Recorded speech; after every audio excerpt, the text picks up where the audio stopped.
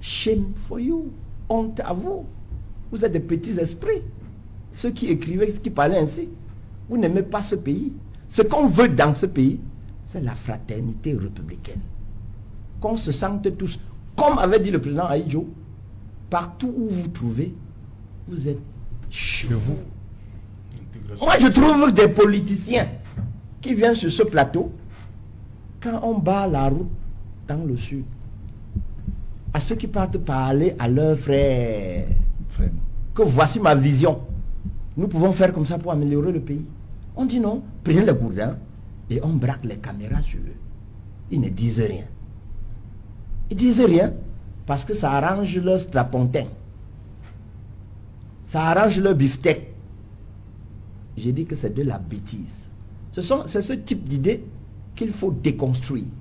Donc ceux qui instrumentalisent l'ethnicité, la tribu, dans ce sens, ils doivent reconsidérer leur position. Ce n'est pas la République qu'il faut.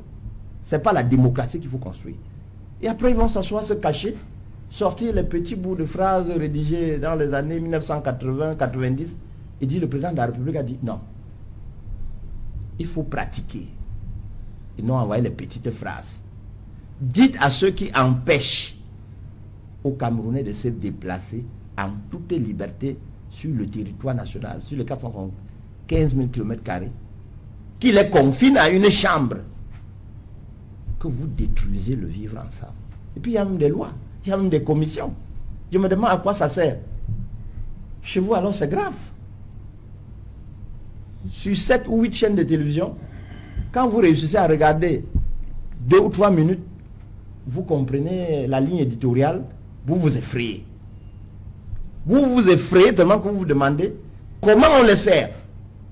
Le Conseil national de la communication, apeuré, pour respecter la même logique, maintient, ne sanctionne pas. Quand c'est trop criard, on sort un tondu là, on le suspend pour 3 jours. 3 jours. Vous cultivez la haine. Ceux qui sont aux affaires, mon distingué frère, confrère Tegem, vous qui êtes aux affaires, ne cultivez plus la haine. C'est vous qui êtes aux affaires. Vous avez pris des lois. Vous avez pris des lois pour combattre les tribalismes. Depuis que la loi l'a prise. Si ça doit attraper quelqu'un, ce sont vos militants. C'est tellement criard que on se demande tout ce qu'il faut chaque jour. Et qu'à Mondo Vision on présente, quand on vous interroge, intelligemment, on dit que les procédures sont en cours. Et depuis que les procédures sont en cours, on n'a jamais vu une décision. Et pourtant, la décision de justice, elle devrait servir de leçon pour que les autres ne pêchent plus. Vous prenez une loi qu'on ne peut pas utiliser. Oh, la loi veut dire que vous avez échoué sur l'encadrement social, sur l'encadrement culturel. Ça veut dire qu'en langue, vous n'avez pas réussi à communiquer. C'est pourquoi vous sortez l'arme. La répression doit intervenir en dernier lieu. Mais quand vous commencez par la répression et qu'on ne voit même pas, la justice doit être perçue. On doit voir qu'elle est rendue. Okay. Voilà. Merci. Vous avez souvenance de votre lecture de l'urgence de la pensée du professeur Maurice Kamto. Vous allez voir qu'au chapitre sur les pesanteurs qui détruisent la fraternité républicaine, qui détruisent la démocratie, les politiques en fin de règne, les gouvernements en fin de règne amplifient les pesanteurs. Parmi ces pesanteurs, vous avez le tribalisme, vous avez l'ethnisme, qu'ils développent pour annihiler ou bien pour corrompre le cerveau dans l'optique de se maintenir. Parce que pour eux, ou rien. Ou eux, ou le chaos. Ils utilisent donc tous les arguments. Or, pourquoi cette amplification? C'est pour les âmes faibles. Parce qu'il faut définir le concept. L'ethnicité n'est pas une mauvaise chose. La tribu n'est pas une mauvaise chose. C'est l'usage négatif en ethnisme ou en tribalisme qu'il faut condamner. Parce que, pour parler pour tout le monde, au Cameroun, il faudra entendre ethnie, il faudra entendre tribu. Les 475 000 km du Cameroun comportent au moins 278 ethnies. Au moins 278 ethnies. Alors, quelle est l'ethnie parmi les 278 qui possède toute la connaissance infuse pour être seulement celle qui doit gouverner, celle qui doit commander aux autres? Quelle est l'ethnie ou bien la tribu parmi les 278 qui doit seulement connaître la puissance de l'argent? Le cerveau qui se permettra de le définir sera un cerveau rétrograde. J'utilise bien ce mot cerveau rétrograde. N'oublions pas que la classification est tellement compliquée que nous simplifions les choses en 3 grands groupes. Les Bantous, les semi-Bantous et les Soudanais. Alors, les acteurs politiques qui développent et amplifient toutes les difficultés pour tordre le cou à la fraternité dans la République. Je dis les acteurs politiques qui amplifient l'ethnisme, le tribalisme, pour tordre le cou à la fraternité républicaine, pour frustrer la construction démocratique du Cameroun, le font uniquement dans l'intérêt de se préserver. Au Cameroun, comme le disait le professeur Mono Njana, paix à son âme, face au professeur Sunjum Pokam, il existe seulement 2 tribus au Cameroun. La tribu de ceux qui mangent et la tribu de ceux qui souffrent. Parmi les 278 tribus, ils ont réussi à classifier en 2 groupes. Ceux qui mangent, qui ne sont pas nombreux, qu'on retrouve partout dans les 278, et ceux qui souffrent pour chercher ce qu'eux ils mangent, et ils ont la logique de conserver ce qu'ils mangent. C'est ce que nous devons condamner. Ça réapparaît toujours à la veille des élections parce que il faut que cette coterie-là, le petit troufion-là, qui sait seulement manger, qui veut se maintenir aux affaires, qu'elle utilise toutes les armes négatives pour assouvir, parce que pour eux, ou c'est eux, ou ça se casse. C'est pourquoi ça apparaît toujours à la veille des échéances importantes comme les élections d'octobre 2025 au Cameroun. Merci. Voilà, Maître Georges Teghem, on accuse souvent le pouvoir d'entretenir les clivages ethniques à des fins purement politiques. Qu'est-ce que vous répondez à cela? On parle souvent très souvent du tribalisme même d'État.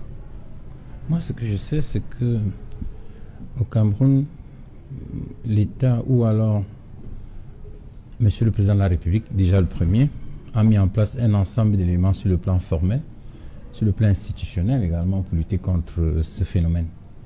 Déjà, il y a une série de lois, il y a des outils de promotion, il y a des outils de répression, il y a un cadre légal également qui condamne. Et j'ai entendu tout à l'heure mon éminent confrère Menguefok, et formateur, dire qu'il y a un problème de classe. Je voudrais faire observer ici que ce n'est pas un problème camerounais. Vous savez que la lutte des classes est éternelle, comme la société mondiale qui se bat pour cela. Et je voulais convoquer ici le ministre Marafa Midouéa dans son livre, qui a reconnu que l'un des succès du président Biya, c'est qu'il a réussi à mettre en place une classe moyenne. Parce qu'avant, au Cameroun, il y avait beaucoup de différences. Je dis souvent qu'au Cameroun, avant, dans des familles, quand un enfant devait naître, il y a le voisin qui venait frapper chez son voisin pour lui dire qu'il y a un enfant, une femme enceinte, pour qu'on l'aide avec un véhicule. Aujourd'hui, pratiquement, toutes les familles connaissent le bonheur des véhicules, connaissent le bonheur de manger la viande, parce qu'à un moment, quand même, il faut reconnaître que c'était un peu une société très difficile. Donc, je ne pense pas que le problème de classe soit effectivement le problème. Et le président de la République, j'ai cru entendre également votre confrère, Nimina Richinje.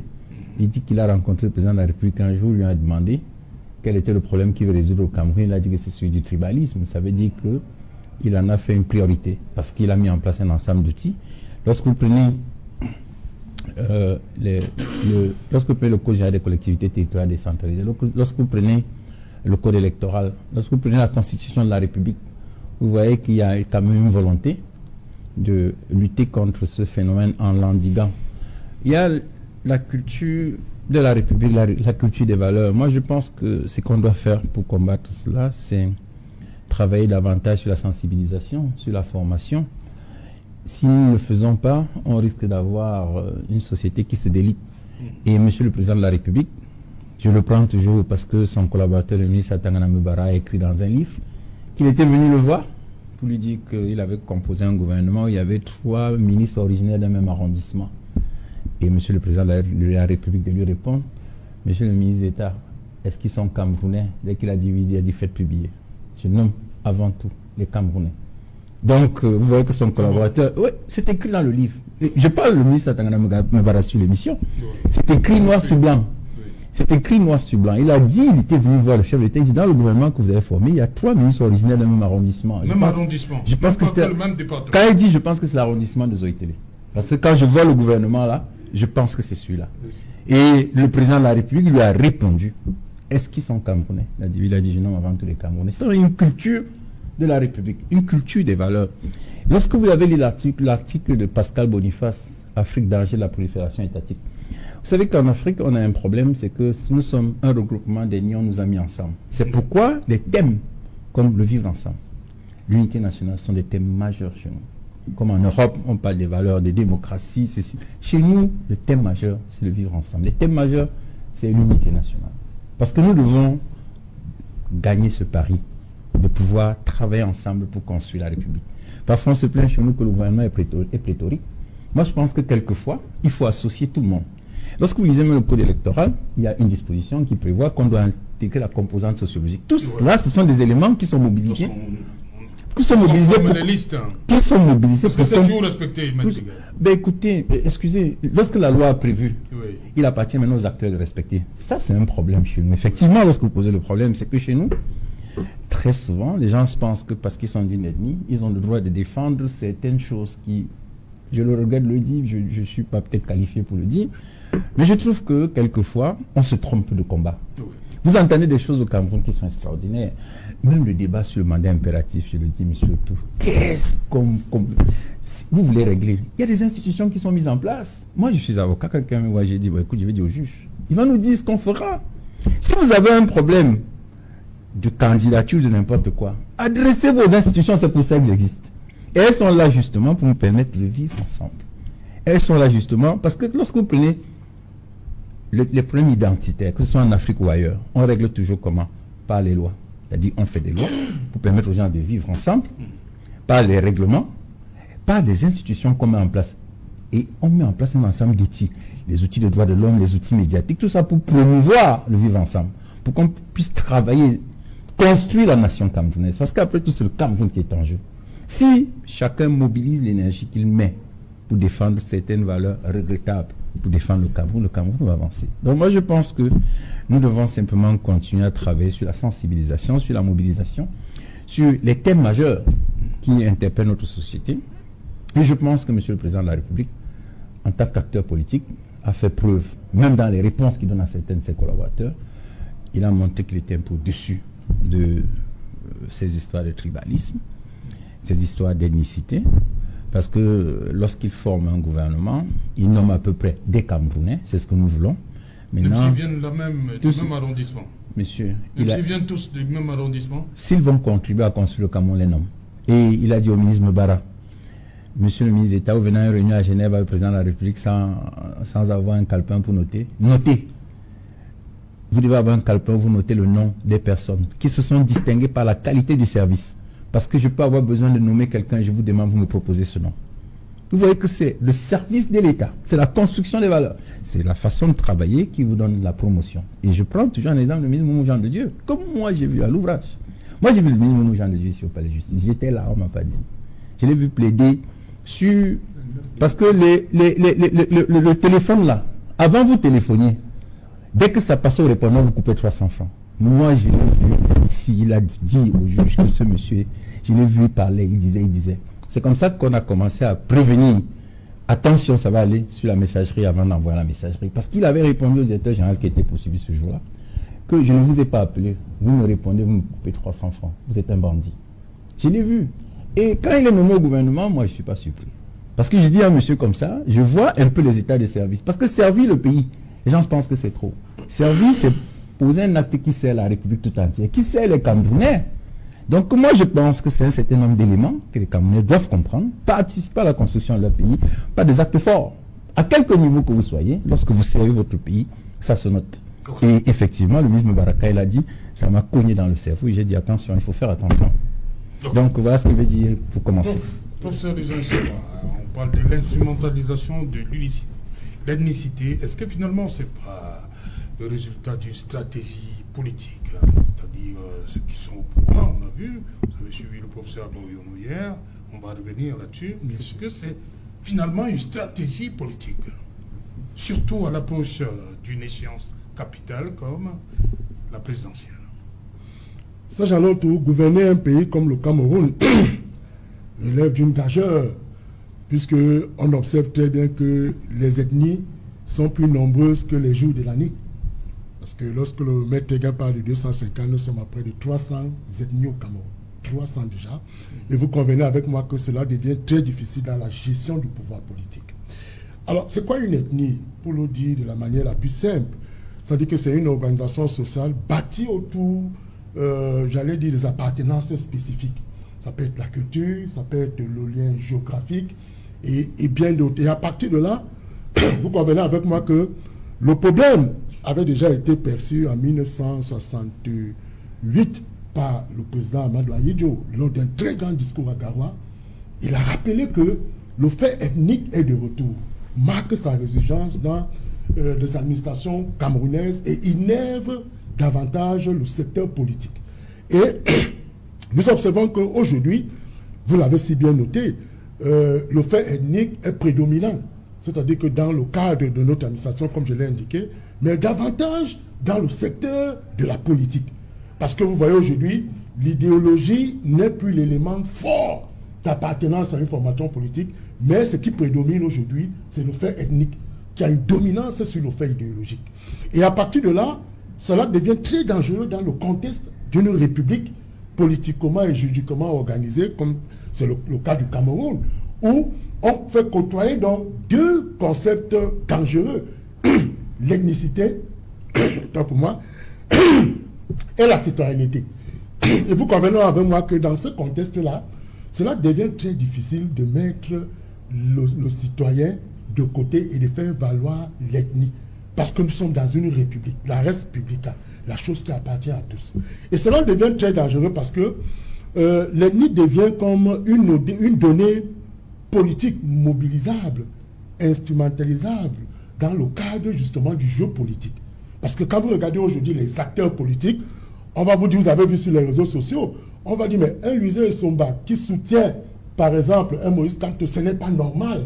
Or, nous sommes dans une république. C'est-à-dire qu'on devait aller au-delà de ces considérations ethniques. Vous avez vu, et parfois, vous voyez, aujourd'hui, on se trompe même sur les noms. Parce que quand on dit Essomba, c'est mon cas. Mais ils ignorent que je suis du Sahel, je ne suis pas du Sud.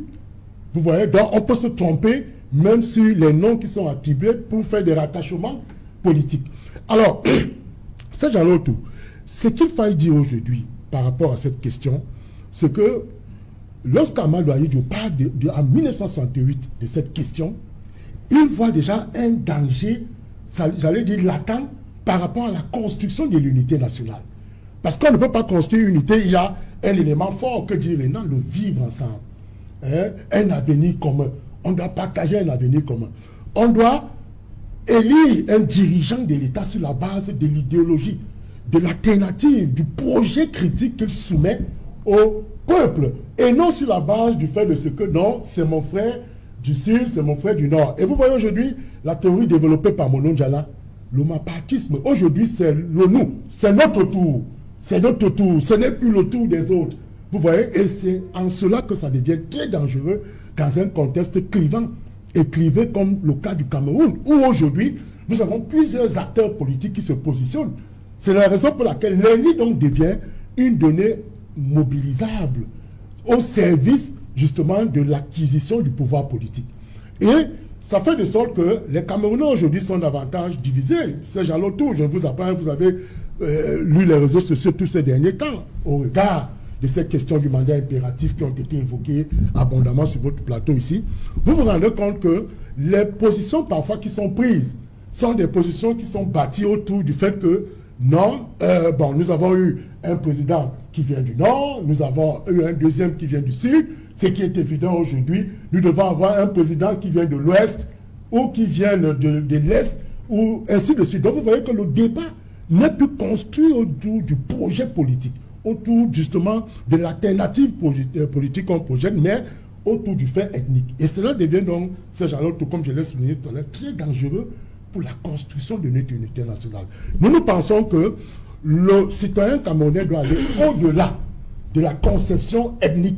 Parce que quand on parle du fait ethnique, on le rapproche justement au fait tribal. Donc, on doit dépasser les logiques tribales pour justement se reverser vers des logiques républicaines. Serge-Alain Touré, c'est celui qui présente le meilleur projet politique. Qui que je sois, Camerounais que je suis, je vais voter pour lui tout simplement parce qu'il a le meilleur projet politique par rapport à mon frère du même village. Donc, c'est cette construction que nous devons bâtir pour que nous ayons des élections qui reflètent justement notre syncrétisme culturel, qui respectent notre composition sociologique. Maître Tegam m'a dit tout à l'heure, vous voyez, on les a inscrits dans les textes, la composition sociologique. Vous voyez, nous avons vu beaucoup de listes dans l'affaire Sop-Lazare où le juge rejette une liste du fait de ce qu'on n'a pas respecté la composition sociologique. Et le combat aujourd'hui, la préoccupation nécessaire de nos dirigeants réside sur cette lutte-là, c'est-à-dire que lutter contre le fait ethnique pour faire prévaloir le fait idéologique. Voilà, Albert Londo, vous êtes du MRC, votre parti est souvent accusé par certains de s'appuyer sur des ressorts purement identitaires. Et vous êtes là pour démentir tout cela. Comment vous réagissez à cette caricature qui est très souvent collée à votre parti politique? Je crois que, c'est Alain, ce qui se passe aujourd'hui avec le MRC, d'autres partis, il y a d'autres formations politiques qui ont subi la même chose. Et le SDF en a subi la même chose. Tout simplement parce que quand vous êtes un parti qui ne se positionne pas comme un collabo du RDPC, directement, ils vont chercher comment ils vont vous coller votre appartenance à une contrée et surtout du dirigeant du parti. S'il arrivait qu'on changeait Maurice Kamto à la tête du MRC aujourd'hui, ils ne diront plus que sur le parti les Bamileke. Ils vont plutôt dire, si maintenant c'est un Sawa qui est président, ils vont dire non, maintenant c'est... Donc vous comprenez que... Et regardez comment ça se passe. C'est à chaque fois quand il y a une échéance électorale. Ça veut dire que ça se fait à dessein. Oui, j'ai bien écouté M. Tegem, quand il parle, c'est comme si on va sortir d'ici. Le Cameroun, non, ça sera très bien. C'est comme si on ne va plus dire que le Bamileke ne doit plus être ceci. Non, il est bien écouté, c'est beau, M. Tegem, mais il y a les batteries, M. Tegem, s'il vous plaît, il y a les batteries qui sont mises sur pied, il y a tout. Qu'est-ce qu'on fait alors?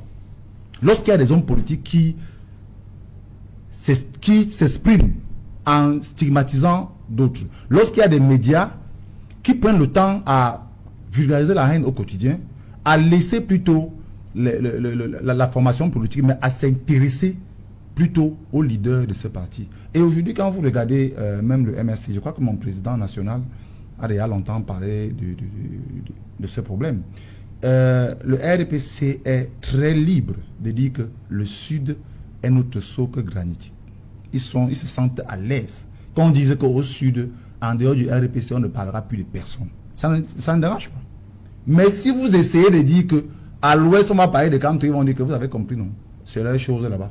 Donc, c'est leur façon de faire. Et c'est parce que moi, je suis très mal à l'aise quand il y a des Camerounais qui veulent encore prêter un peu l'oreille à ce genre de choses. Monsieur Maître Defa vous a dit tout à l'heure qu'il y a deux tribus au Cameroun, deux.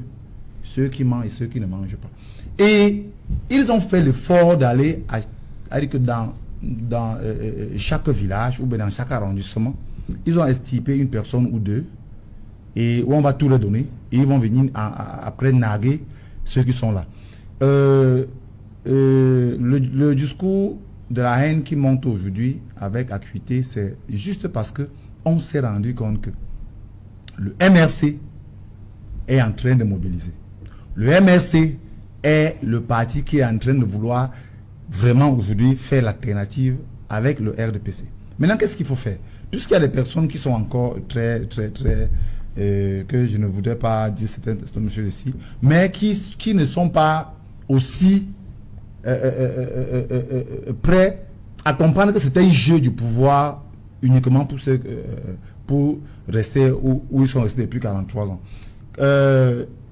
La montée du tribalisme aujourd'hui est bien fabriquée par le parti État RDPC. Parce que si toutes ces batteries qui étaient mises sur pied, si on avait dit que voilà un discours de haine qui est prononcé dans une chaîne et que on ne venait pas faire la chasse aux sorcières comme on va aujourd'hui, on sanctionne les gens 3 mois, d'autres on les donne une semaine, et qu'on les sanctionnait normalement pour dire, j'ai entendu des gens ont dit que non, on va tuer les Bamileke et on va même prendre leur terrain. Ça n'a dérangé personne. Aujourd'hui on dit non, le parti de Kamto, c'est le parti des gens de l'Ouest. L'autre jour, quand le président Kamto arrive à Douala et qu'il était séquestré à son hôtel, il y a des gens, il y a des camarades de maître Tegum qui ont pris la liste des personnes qui ont été interpellées et ils ne sont pas dérangés, ils n'ont pas posé la question pourquoi est-ce qu'ils ont été interpellés, parce que ces gens ont été interpellés dans les restaurants, ils mangeaient. C'est-à-dire que les personnes, puisqu'on a interpellé lundi, où le président Kamto n'était même pas là. Mais les gens ont laissé le pourquoi est-ce qu'on peut interpeller un Camerounais qui est dans un restaurant en train de manger. Ils ont plutôt regardé le nom des personnes qui étaient sur la liste en disant que voilà comment en plein Douala on peut venir arrêter 30 personnes et les 30 personnes, ils n'ont pas dit qu'ils sont de l'Ouest, ils ont dit que les 30 sont des Bahamas. Donc comme pour dire qu'il n'a que des Bahamas pour être des Kamto. C'est grave comme ça, c'est grave. Et ce sont les militants du RDPC.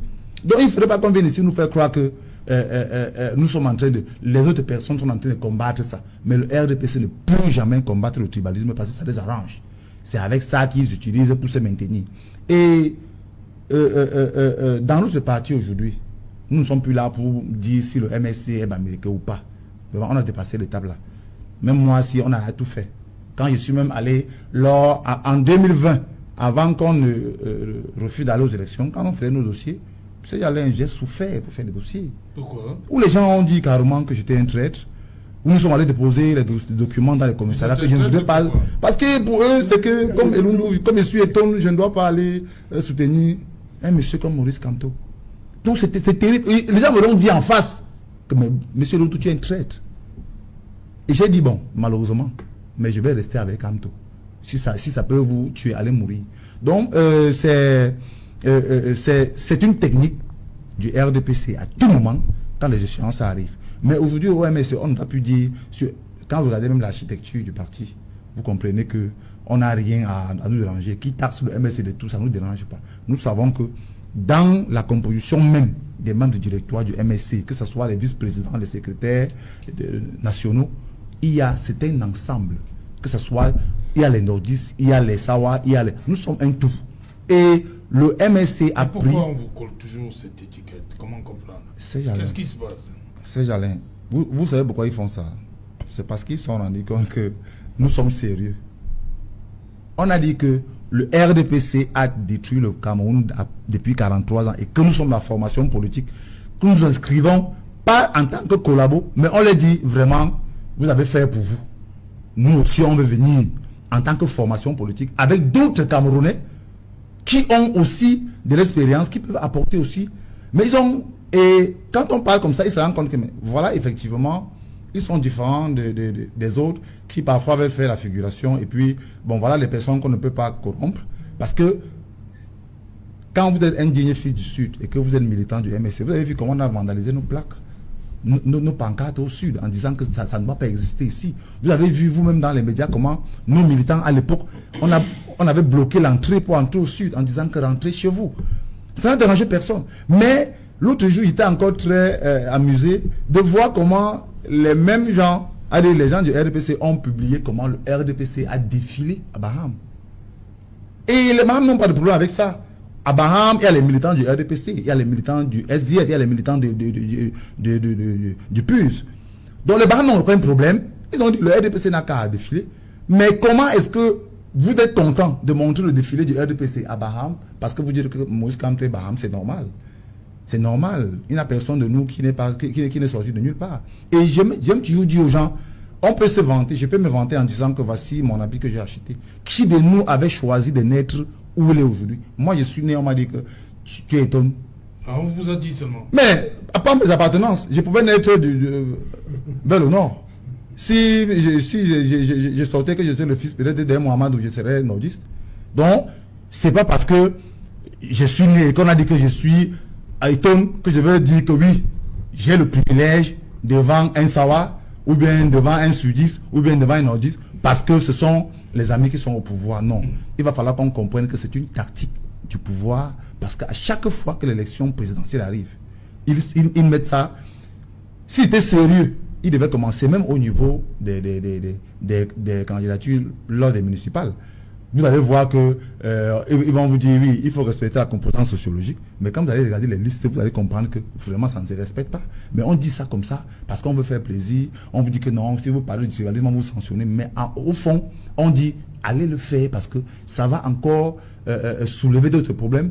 Et nombreux sont ceux qui sont tombés dans leur coup aujourd'hui, où on vous dit que non, Kamto est ceci, Kamto est ceci. Mais on oublie qu'il y a eu des ministres camerounais qui ont dit qu'un Bamileke ne sera jamais un président.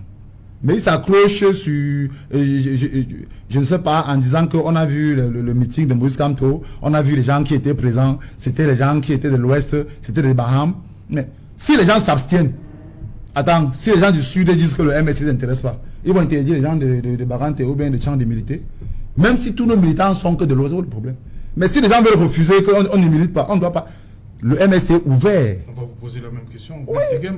Le MSC est ouvert à tout le monde. Mais les gens s'abstiennent. Une minute. Ce sont des Camerounais aussi, non? Mais écoutez, qu'à partir du moment où vous avez la nationalité, vous êtes Camerounais. Voilà, merci. Voilà. Donc si les gens, parce qu'apparemment, certains parents refusent même à leurs enfants d'aller au MSC parce qu'ils veulent juste prouver que c'est le parti de Bamileke. C'est bizarre. Mais je dis que ça soit au littoral, au sud, nous sommes partout. Et il y a les jeunes qui ont compris. Je suis sur le terrain, il y a les jeunes qui ont compris que c'est du bruit. Les Camerounais sont ceux qui mangent et ceux qui ne mangent pas. Et les non-mangeurs sont partout. Ceux qui mangent sont partout. Voilà, Maître Augustin Gueffak, comment préserver la paix avec ce discours? C'est très compliqué. Pourquoi? J'aime souvent dire pourquoi seulement au MRC on regarde. On connaît beaucoup de partis qui ont une base purement ethnique, mais pourquoi le MRC? Moi j'aime pas trop quand on parle de politique au Cameroun, qu'on dise qu'un parti a une base ethnique. Oui. C'est faire preuve d'une petitesse d'esprit que d'être aussi réducteur. Celui qui dit que le RDPC est l'affaire du socle granitique, est-ce que le RDPC est né dans le sud du Cameroun? Du tout. Non. On a vu un poste au professeur Mariono. Est-ce que le RDPC n'est constitué que des enfants ressortissants pur sang du Sud? C'est un discours que ceux-là eux-mêmes, ils doivent se regarder dans le miroir et se dire que c'est honteux, c'est ubuesque, ça sent. Pour autant, ceux des autres partis qui tiennent le même discours, parce qu'il faut rejeter, il faut les vomir. Je vais toujours emprunter à ceux qui ont écrit, l'ethnisme c'est une bêtise. Quand je vois un professeur d'université en charge des formations dire que le parti bahamiste, Kamtoto, c'est-à-dire que j'ai l'impression que la laideur s'affiche dans un mur et on a de la difficulté à regarder, à se voir. On doit déconstruire. Et pour déconstruire, ça ne dépend pas du RDPC. Le RDPC ne voit pas, il n'entend pas, il ne parle pas.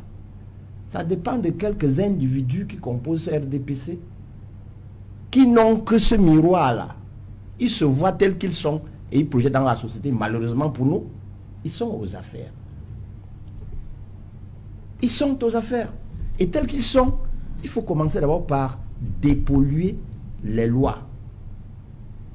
Il faut dépolluer, en commençant par la Constitution. Qu'est-ce qu'ils appellent la protection de l'ethnie minoritaire dans la Constitution? Au Cameroun, on a au moins 278 ethnies. C'est le même chiffre qu'au Nigeria, c'est-à-dire notre pays voisin. Pour les politologues, ceux qui étudient cette affaire, ça n'est pas exacerbé comme là-bas. Ici, on manque d'intelligence, on développe ce qui est sale pour diluer l'esprit ou bien le vivre ensemble, communément appelé